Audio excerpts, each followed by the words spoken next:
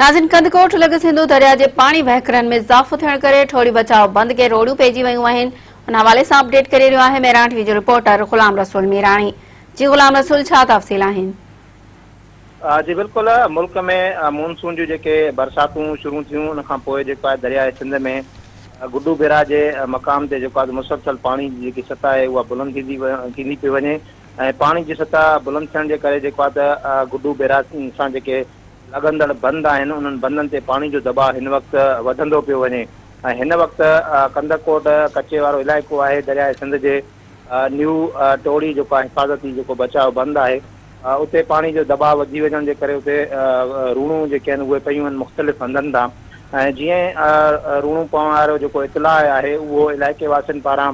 आपाशी खाते जे अमलदारनि खे ॾिनो वियो ऐं आपाशी खाते जा जेके हिन वक़्तु अमलदार आहिनि जंहिंमें एग्जीक्यूटिव इंजीनियर आहे मोहम्मद शरीफ़ मुगेरी, उहो जेको आहे त पंहिंजो अमलो खणी करे जेको आहे उते हैवी मशीनरी सां ऐं मटीरियल सां जेको आहे उते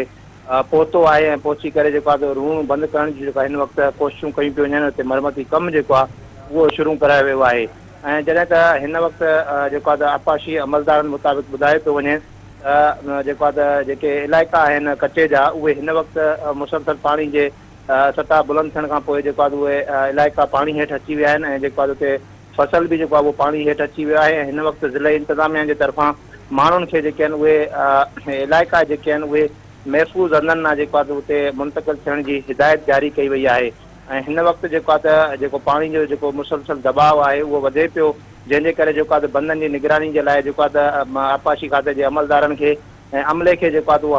हाई अलर्ट कयो वियो आहे ऐं बंदनि जी जेके मुख़्तलिफ़ जेके हसास हंध आहिनि उते जेको आहे त निगरानी कई पई वञे ऐं उते जेको आहे त जेको आपाशी अमलो आहे उहो उते मुक़ररु कयो वियो आहे, उनखे अलर्ट कयो वियो आहे ऐं जेके आपाशी अमलदारनि जेके मौक़ूं आहिनि उहे पिणु